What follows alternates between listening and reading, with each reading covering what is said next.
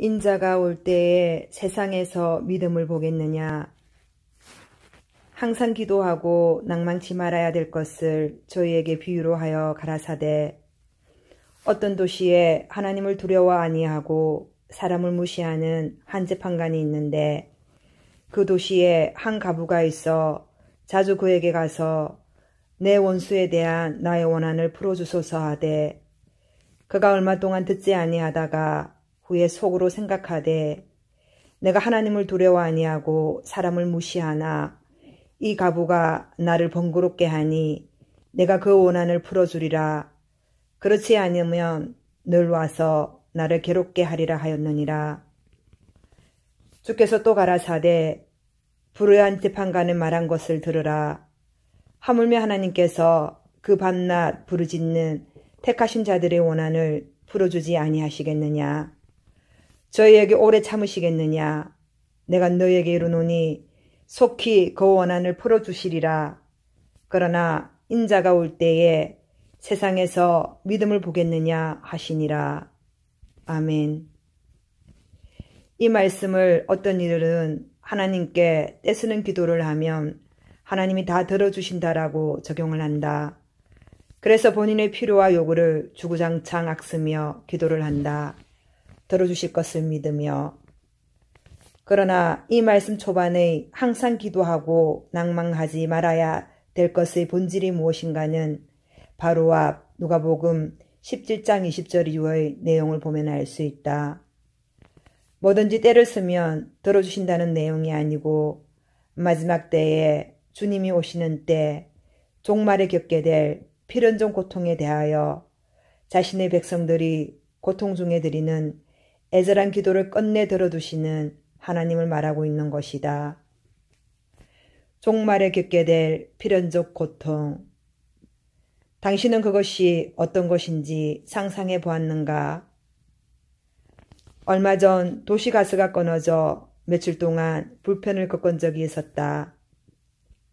하필 그동안 비가 와서 춥기도 하고 습하고 눅눅하고 빨래는 마르지 않아 냄새나고 아이들을 씻기는 것도 어렵고, 그런 가운데 이스라엘 백성의 광야 생활을 그려보았다. 전기도 없고 물도 없고 가스도 없고 화장실도 없고 생활 물자를 생산할 어떤 기반도 없이 그렇게 40년을 광야에서 아이를 낳으며 기르며 200만이라는 엄청난 수의 사람들이 어떻게 살았을까? 만나라는 단 한 가지 재료로서 음식을 삼아야 했던 그들은 그럼에도 하나님의 명령을 따라 성막을 짓고 절기를 따라 제사를 지내며 광야의 여정을 밟아나갔다. 어쩌면 그래서 이스라엘 백성을 선민으로 택하셨는지도 모른다. 우리라면 그렇게 살 수 있었을까? 누가 감히 그들에게 목이 곱고 어리석은 백성이라 돌을 던지겠는가? 그 열악하고 참담한 생활 가운데서도 끝내 가나안 땅에 도달한 그들처럼 우리도 하나님의 나라에 기어이 가야 한다. 그런데 마지막 때가 그렇게 녹록지 않음을 알아야 한다. 난리와 소란의 소문을 들을 때에 두려워 말라. 이 일이 먼저 있어야 하되 끝은 곧 되지 아니하리라. 또 이르시되 민족이 민족을, 나라가 나라를 대적하여 일어나겠고 처처에 큰 지진과 기근과 온역이 있겠고 또 무서운 일과 하늘로서 큰 징조들이 있으리라. 1월 성신에는 징조가 있겠고 땅에서는 민족들이 바다와 파도의 우는 소리를 인하여 혼란 중에 공고하리라. 사람들이 세상에 임할 일을 생각하고 무서워함으로 기절하리니 이는 하늘의 권능들이 흔들리겠음이라. 그때 사람들이 인자가 구름을 타고 능력과 큰 영광으로 오는 것을 보리라. 이런 일이 되기를 시작하거든 일어나 머리를 들라. 너희 구속이 가까웠느니라 하시더라. 아멘. 그날에는 아이 벤 자들과 젖먹이는 자들에게 하가 있으리로다. 너희 도망하는 일이 겨울에나 안식일에 되지 않도록 기도하라. 이는 그때에 큰 환란이 있겠습니다. 창세로부터 지금까지 이런 환란이 없었고 후에도 없으리라. 그날을 감하지 아니할 것이면 모든 육체가 구원을 얻지 못할 것이나 그러나 택하신 자들을 위하여 그 날들을 감하시리라. 아멘. 성경 곳곳에 마지막 때의 환란에 대하여 엄중히 경고하고 있으며 우리는 이것을 기억해야 한다. 최신식 사운드와 음향시설, 최고급 재료로 지어진 교회 건물, 빵빵하게 틀어지는 에어컨과 히터, 푹신하고 안락한 의자, 맛있는 식사, 잘 짜여진 프로그램, 그리고 그것들을 매끄럽게 진행하는 스태프들, 우리가 익숙하여져 있는 교회 환경이며 또한 우리의 생활 환경이다. 과연 우리가 그 모든 조건들이 없어진 상황에서 생명이 경각에 달린 상황에서 믿음 때문에 잡혀가는 상황에서 우리의 믿음을 견고히 세워갈 수 있을까? 민족이 민족을 나라가 나라를 대적하여 일어나겠고 처처의 기근과 지진이 있으리니 이 모든 것이 재난의 시작이라. 그때 사람들이 너희를 환란에 넘겨주겠으며 너희를 죽이리니 너희가 내 이름을 위하여 모든 민족에게 미움을 받으리라.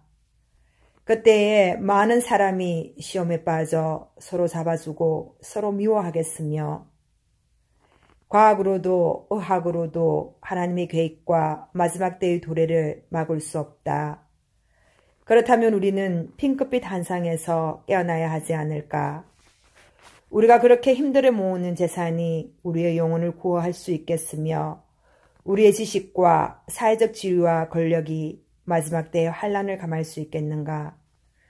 정신 차리자. 정신 바짝 차리고 성경을 통하여 주님이 우리에게 피를 토하며 말씀하심이 과연 무엇인지를 깨달아야 한다.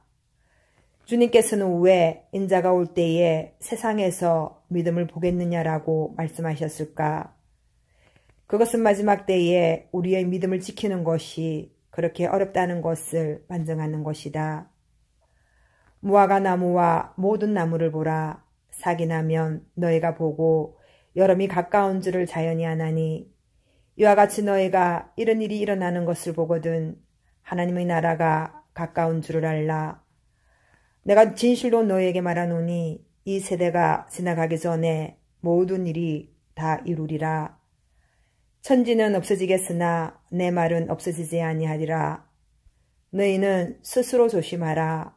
그렇지 아니하면 방탕함과 술 취함과 생활의 염려로 마음이 둔하여지고 뜻밖의 그날이 덕과 같이 너에게 임하리라.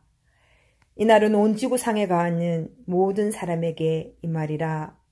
이러므로 너희는 장차 올 이 모든 일을 피하고 인자 앞에 서도록 항상 기도하며 깨어있으라 하시니라. 아멘. 참으로 우리가 깨어있어야 할 때이다. 그리고 기도하여야 할 때이다. 두렵고 떨림으로 우리의 구원을 심각하게 생각하여야 하며 주님의 오심을 두 눈을 부릅뜨고 기다려야 한다. 주님 어서 오시옵소서. 주님 어서 오시옵소서. 아멘.